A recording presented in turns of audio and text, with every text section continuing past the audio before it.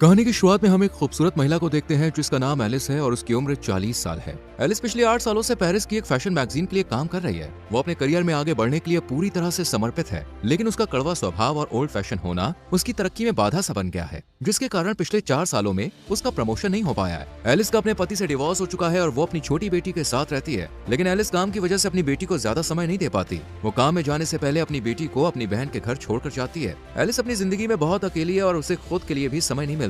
Alice अपनी company के काम से ब्राजील जाती है और जब वो काम खत्म करके फ्लाइट से पेरिस लौट रही होती है तो उसकी मुलाकात एक यंग लड़के से होती है जिसका नाम एडम है। एडम की उम्र 20 साल है और वो एक कॉलेज में पढ़ता है। एडम ने इकोनॉमी क्लास की सीट बुक की थी, लेकिन उसके सीट में दिक्कत होती है, इसलिए उसे बिजनेस क्लास में एलिस के पास बैठा दिया जाता है। एडम पहली बार बिजनेस क्लास की सीट पर बैठकर काफी खुश होता है, जबकि एलिस अपने लैपटॉप पर काम कर रही होती है। लैंडिंग के दौरान प्लेन में तेज टर्बुलेंस शुरू हो जाती है, जिससे एलिस बहुत डर जाती है और एडम का हाथ पकड़ लेती है। ये देखकर एडम मन ही मन बहुत खुश हो जाता है, क्योंकि पहली बार किसी लड़की ने उसके साथ ऐसा किया था और वो एलिस से आकर्षित हो जाता है। कुछ देर बाद प्लेन लैंड करता है और एलिस जाने लगती है। एडम उससे बात करना चाहता है, मगर एलिस सिर्फ बाय बोलकर निकल जाती है। तभी एडम देखता है कि एलिस का पेन ड्राइव सीट के नीचे गिरा हुआ है। वो उसे लौटाने के लिए एयरपोर्ट के बाहर आता है, लेकिन तब तक बहुत देर हो जाती है। एलिस अपनी बहन की कार में बैठकर निकल जाती है और एडम बस उसे जाता हुआ देखता रह जाता है। रास्ते में एलिस की बहन उसे एक लड़के के बारे में बताती है जो एक डॉक्टर है और कहती है कि उसे उससे मिलना चाहिए, पर एलिस शादी नहीं करना चाहती, इसलिए वो मना कर देती है। इस पर उसकी बहन नाराज हो जाती है। वो चाहती है कि एलिस किसी अच्छे लड़के से शादी करके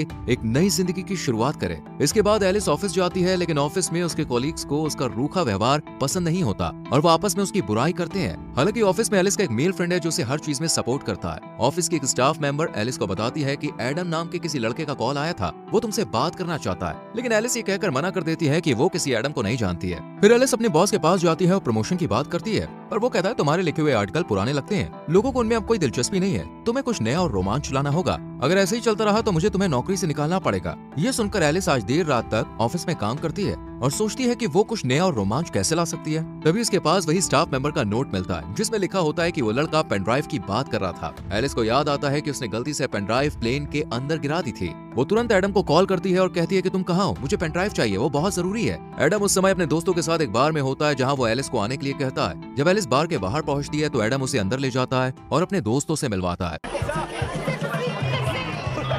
वहाँ एलिस के ऑफिस की 2 लड़कियां भी होती हैं जो एलिस को एडम के साथ देखकर हैरान हो जाती हैं। एलिस को पेन ड्राइव लेकर जल्दी निकलना होता है, इसलिए वो एडम से पेन ड्राइव मांगती है। इस पर एडम कहता है कि पेन ड्राइव मेरे घर पर है, इसलिए हमें वहाँ जाना होगा। वो दोनों बाहर आते हैं और एडम उसे अपने स्कूटर पर बैठने को कहता है। एलिस पहली बार स्कूटर पर बैठ रही होती है, इसलिए वो थोड़ा हिचकिचाती है। एडम उसे हेलमेट पहनने को देता है। जब एलिस उसे ठीक से पहन नहीं पाती तो एडम उसकी मदद करता है। तभी एलिस के ऑफिस की वही दोनों लड़कियां उन्हें एक ऐसे एंगल से देखती हैं जिससे लगता है कि जैसे वो दोनों किस कर रहे हैं। वो चुपके से उसकी फोटो क्लिक कर लेती है और उसे ऑनलाइन पोस्ट कर देती है। एडम एलिस को अपने घर लाता है जहाँ उसके डैड भी मौजूद होते हैं। एडम जानबूझकर पेन ड्राइव देने में देरी करता है ताकि वो एलिस से थोड़ी देर और बात कर सके, पर जब वो एलिस को पेन ड्राइव देता है और वो घर से निकलती है तो एडम कहता है कि क्या मैं तुम्हें स्कूटर से छोड़ दूं? इस पर एलिस कहती है मैं कैब से चली जाऊंगी। फिर एडम कहता है क्या हम कभी बाहर कॉफी पीने चल सकते हैं? इस पर एलिस कुछ नहीं कहती, मुस्कुराती है और थैंक यू कहकर चली जाती है। अगले दिन जब एलिस ऑफिस जाती है तो सब लोग उसे अजीब निगाहों से देख रहे होते हैं। एलिस कुछ समझ नहीं पाती, तभी उसकी एक कॉलीग उसे और एडम की फोटो दिखाते हुए कहती है कि तुम दोनों की ये फोटो किसी ने ऑनलाइन डाल दी है और सबको लग रहा है कि वो और एडम किस कर रहे थे। पर एलिस जानती है कि ये सिर्फ एक गलतफहमी है, ऐसा कुछ नहीं हुआ था। लेकिन उसका बॉस ये देखकर बहुत खुश होता है। वो कहता है मुझे तुम्हारा ये नया लुक बहुत पसंद आया। एलिस कहती है ऐसा कुछ नहीं है, पर बॉस कहता है हमें तो यही चाहिए। वो लड़का तुमसे उम्र में काफी छोटा है, ये बहुत कूल लगेगा। बॉस को लगता है कि मैगजीन युवाओं को टारगेट करती है और अगर एलिस एक जवान लड़के के साथ रिलेशनशिप में है तो वो युवा पीढ़ी की सोच को बेहतर समझ पाएगी। वो कहता है तुम इसमें लगी रहो, ऐसा करने से हमारी मैगजीन बिकेगी, क्योंकि लोगों को मिर्च मसाला चाहिए होता है। पर एलिस अपने से कम उम्र के लड़के को डेट नहीं करना चाहती है। वो अपने दोस्त से इस बारे में बात करती है जो उसे सलाह देता है कि उसे बस दुनिया को दिखाने के लिए एडम को डेट करना चाहिए। वो कहता है अगर तुम्हारा बॉस ये देखेगा तो वो तुमसे खुश होकर तुमको प्रमोशन दे सकता है। पर किसी की भावनाओं से खेलना और झूठ बोलना सही नहीं था। लेकिन एलिस के दिमाग में सिर्फ प्रमोशन की धुन सवार थी, इसलिए वो ज्यादा ना सोचते हुए अपने करियर को आगे बढ़ाने के लिए एडम का फायदा उठाने का फैसला कर लेती है। अगले दिन एलिस एडम से मिलती है, वो भी बिल्कुल नए लुक में। उसे देखकर एडम उस पर से अपनी नजरें नहीं हटा पाता। एलिस उसके साथ फ्लर्ट करने लगती है और वो दोनों बातें करने लगते हैं। एडम को यकीन ही नहीं होता कि वो एलिस के साथ है। रात में एलिस एडम को अपने एक दोस्त के शो में ले जाती है। वहाँ एलिस जानबूझकर सबको दिखाने की कोशिश करती है कि वो अपने से 20 साल छोटे लड़के को डेट डेट कर रही है। वहीं उसका दोस्त जो उस शो का होस्ट होता है, जब एलिस के पास आता है और उसे जानबूझकर छूने लगता है तो एडम को ये अच्छा नहीं लगता। वो उस दोस्त के शो का मजाक उड़ाने लगता है। एलिस भी उसकी बातों पर हंसने लगती है। इससे एलिस का दोस्त अपमानित होकर वहाँ से चला जाता है। इसके बाद एलिस और एडम आपस में बात करते हैं। एडम कहता है कि मैंने कभी नहीं सोचा था कि मैं तुमसे इस तरह मिलूंगा और हम साथ में यूं घूमेंगे। एडम को पता होता है कि एलिस का तलाक हो चुका है और उसकी एक बेटी भी है, लेकिन इससे उसे कोई फर्क नहीं पड़ता। एलिस कहती है हमें एक दूसरे को बेहतर समझने की जरूरत है। तभी एलिस के पास उसकी बहन का कॉल आता है। वो कहती है कि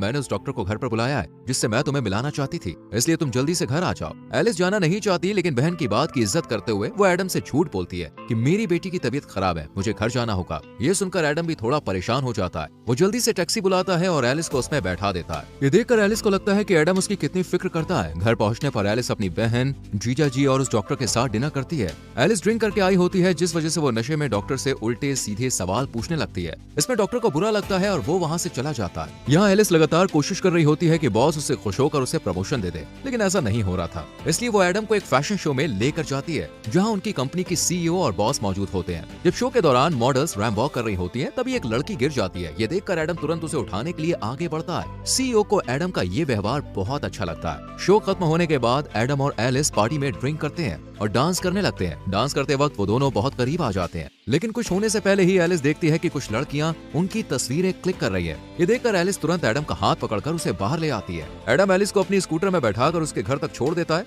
यहाँ एक ऐसा मोमेंट आता है जहाँ एडम एलिस को किस करने वाला होता है, पर एलिस पीछे हट जाती है और चुपचाप घर के अंदर चली जाती है। लेकिन एडम को लगता है कि उसने एलिस के करीब आने का मौका मिस कर दिया है, इसलिए वो एलिस के घर जाता है जहाँ उसे पता चलता है कि उसकी बेटी अपनी मौसी के घर पर है। तब एडम एलिस को किस कर लेता है। एलिस खुद को रोक नहीं पाती और दोनों इंटीमेट हो जाते हैं। अगली सुबह एलिस को पिछली रात की घटना के लिए बहुत बुरा लगता है। वो एडम से कहती है कि वो घर से चला जाए, लेकिन बाहर तेज बारिश हो रही होती है, इसलिए बारिश रुकने तक एडम घर में रुक जाता है। तभी एलिस की बहन और बेटी घर लौट आती है। एलिस उनसे कहती है कि एडम उसका कॉलीग है। वो एडम के हाथ में कुछ फाइल्स दे देती है और एडम वहाँ से जाने लगता है। पर जैसे ही वो दरवाजे से बाहर जाता है, एलिस उसे रोककर किस कर लेती है। इससे हमें समझ में आता है कि एलिस अब सच में एडम को पसंद करने लगी है और उसके साथ रहने में उसे अच्छा लगता है। जिस रिश्ते को उसने दुनिया को दिखाने के लिए शुरू किया था, अब वो सचमुच एक एहसास में बदल चुका है। इसके बाद से एडम और एलिस अक्सर साथ में घूमने लगते हैं। एडम उसे सरप्राइज देता है, उसे घुमाने ले जाता है, जो एलिस को बहुत पसंद आता है। अब एलिस और एडम के बीच गहरी भावनाएं विकसित होने लगती हैं। दोनों साथ में बहुत खुश होते हैं। एक दिन एडम एलिस से पूछता है कि तुम दिखने में खूबसूरत हो, अमीर हो, तो फिर तुमने मुझे पसंद क्यों किया? इसका जवाब एलिस के पास नहीं होता, क्योंकि वो अपने फायदे के लिए एडम के साथ रिश्ते में आई थी। पर अब उसे सच में एडम से प्यार हो गया है। कुछ दिन के बाद एलिस को काम में प्रमोशन मिल जाता है,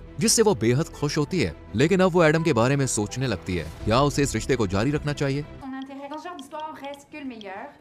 जब वो एडम से मिलती है, तब एडम उससे कहता है कि मैं तुमसे बहुत प्यार करता हूँ और तुमसे शादी करना चाहता हूँ। ये सुनकर एलिस हैरान रह जाती है। वो कहती है कि हम दोनों बहुत अलग हैं। मैं तुमसे 20 साल बड़ी हूँ, तुम्हें अभी अपनी जिंदगी में बहुत कुछ करना है, हम इस रिश्ते को आगे नहीं बढ़ा सकते। एलिस कहती है मैं तुमसे प्यार करती हूँ, पर मेरी जिंदगी में बहुत सारी जिम्मेदारियां हैं, मेरी बेटी है, मेरा काम है, ऐसे में हम साथ नहीं रह सकते। लोग हमारे रिश्ते को लेकर क्या कहेंगे? वो कहती है शायद यही बेहतर होगा कि हम यहीं पर रुक जाएं। लेकिन एडम उसकी बातों को नहीं मानता। फिर भी एलिस वहाँ से चली जाती है। एलिस जानती है कि उसने एडम को पहले सिर्फ प्रमोशन के लिए इस्तेमाल किया था, लेकिन अब उसे भी उससे सच में प्यार हो गया है और वो उसके साथ रहना चाहती है। फिर भी अपनी जिम्मेदारियों और समाज के डर के कारण वो एडम से दूर हो जाती है। एलिस एडम से दूर होकर बहुत अकेला और तन्हा महसूस कर रही होती है। उसके लिए एडम को भुलाना काफी मुश्किल हो रहा था। वहीं एडम का भी यही हाल था। वो अपने दुख को अपने पिता से साझा करता है। उसके पिता उसे समझाते हैं और कहते हैं जब मैं तुम्हारी उम्र का था तब मुझे भी प्यार हुआ था। ये सब चलता रहता है, तुम्हें अपनी जिंदगी में आगे बढ़ना होगा। कुछ दिन बाद एलिस के ऑफिस में सीईओ खुद मैगजीन का कवर फोटो देखने आती है, लेकिन उन्हें कवर फोटो पसंद नहीं आती। वो मेल मॉडल की जगह किसी नए और अनदेखे चेहरे की तलाश में होती है। तभी उनकी नजर एलिस के लैपटॉप स्क्रीन पर पड़ती है, जिसका वॉलपेपर एडम की तस्वीर होती है। उसे देखकर सीईओ को याद आता है कि ये वही लड़का है जिसने फैशन शो में रैंप वॉक के दौरान गिरी हुई लड़की को उठाया था।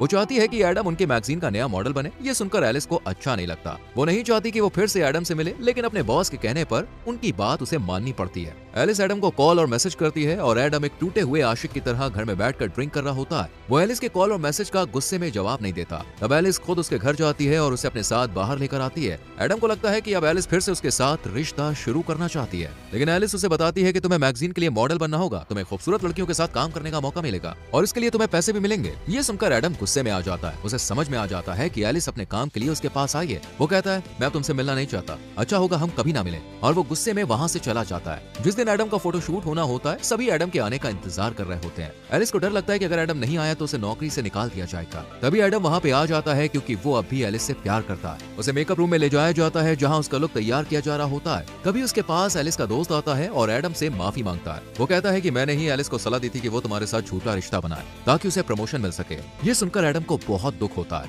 कि एलिस का प्यार एक नाटक था। वो बाहर आता है और सबके सामने एलिस को किस कर लेता है। फिर एडम अपना फोटो शूट करवाता है, लेकिन ये सब उसके लिए नया अनुभव होता है। वो अच्छे से पोज नहीं दे पा रहा होता है और फोटोग्राफर को बार बार उसे निर्देश देने पड़ते हैं, जिससे एडम चिढ़ जाता है और वहाँ से जाने लगता है। तभी एलिस उसे समझाने के लिए आती है, पर एडम उस पर गुस्सा करता है और कहता है, मैंने तुमसे दिल से प्यार किया और तुमने अपने फायदे के लिए मेरा इस्तेमाल किया। फिर एडम दुखी होकर वहाँ से चला जाता है, जिससे एलिस को भी बहुत बुरा लगता है। उसका बॉस भी उसे नौकरी से निकाल देता है। अब वो पूरी तरह से अकेली पड़ जाती है। वो एडम को भूल नहीं पा रही होती है और उसकी यादें उसे हर पल सताती रहती है। एलिस को एहसास होता है कि उसके लिए करियर से ज्यादा जरूरी वो इंसान है जिससे वो प्यार करती है। Déjà parce qu'il en a aucune idée, et puis c'est un petit peu le concept. इसलिए एलिस एडम के कॉलेज जाती है और सबके सामने कहती है, मैंने अपने भविष्य को लेकर सोचना छोड़ दिया है और मुझे फर्क नहीं पड़ता कि समाज हमारे बारे में सोचेगा। अब मैं सिर्फ तुम्हें चाहती हूँ, मैं तुमसे प्यार करती हूँ और तुम्हारे साथ रहना चाहती हूँ। वो एडम से माफी मांगती है। एडम उससे अभी प्यार करता है। वो उसे किस कर लेता है और माफ कर देता है। इसके बाद से दोनों साथ में हंसी खुशी रहने लगते हैं और इसी के साथ मूवी खत्म हो जाती है। दोस्तों, अगर आपका परिवार और समाज